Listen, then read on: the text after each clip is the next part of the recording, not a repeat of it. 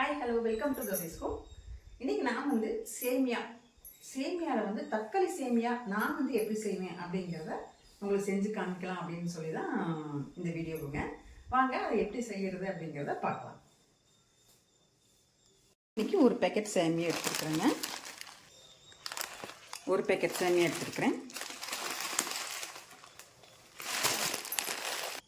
பேனில் எண்ணெய் காஞ்சிச்சு கல்லெண்ணெய் ஊற்றிருக்கிறேன். நான் கடுகு கடலைப்பருப்பு பொரியுது.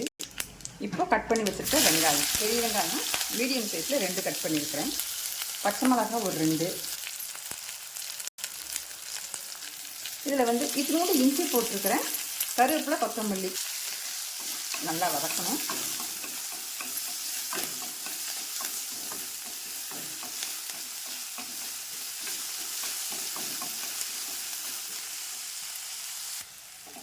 நல்லா இந்த அளவுக்கு வதங்கினதுக்கப்புறமா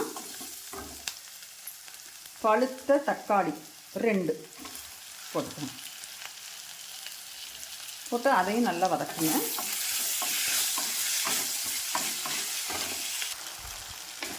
உப்பு போட்டு நல்லா இந்த அளவுக்கு வதக்கியாச்சு. தக்காளி வெங்காயம் பச்சை மிளகாயெல்லாம்.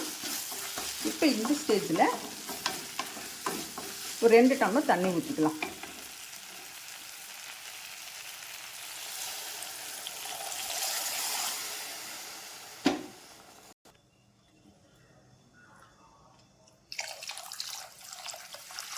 தண்ணி கொதிக்கட்டும். தண்ணி கொதிச்சிருச்சு. இப்போ நம்ம பிரித்து வச்சுருக்க சேமியாவை போட்டுக்கலாம்.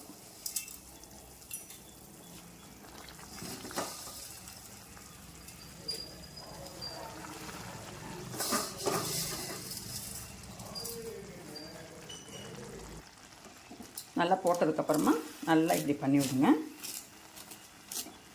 சேமியாவுக்கு ரொம்ப தண்ணி ஊற்றினோம்னா கொல கொலன்னு ஆயிரும்.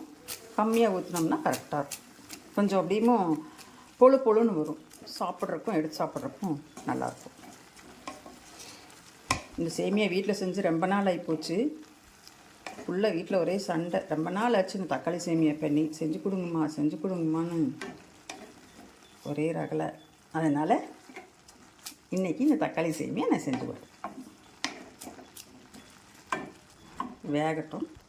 பாருங்கள், அந்த 2 டம்ளர் தண்ணியிலேயே நல்லா அப்படியே குத்தி விட்டு இந்த மாதிரி பண்ணி நல்லா முங்கிருச்சு. இன்னும் அந்த ஒரு 2 நிமிஷத்தில் இது நல்லா வெந்துடும். பாருங்கள், நல்லா வெந்துருச்சு. நல்லா அப்படி சொல்லிட்டு வருது பாருங்க. திருப்பும்போது சூப்பராக வெந்தாச்சு. பாருங்கள், ஒன்று எடுத்து நசுக்கி பார்த்தோம்னா அப்படி நசுங்குதுங்களா.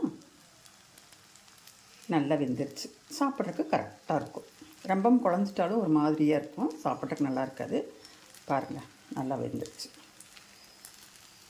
இப்போ நீங்கள் இந்த மாதிரி செஞ்சு தேங்காய் சட்னி வச்சு கொடுத்துட்டிங்கன்னா பிள்ளைங்க சூப்பராக சாப்பிடுவாங்க. இந்த மாதிரி நீங்களும் ட்ரை பண்ணி பார்த்துட்டு எப்படி இருந்ததுன்னு எனக்கு சொல்லுங்கள்.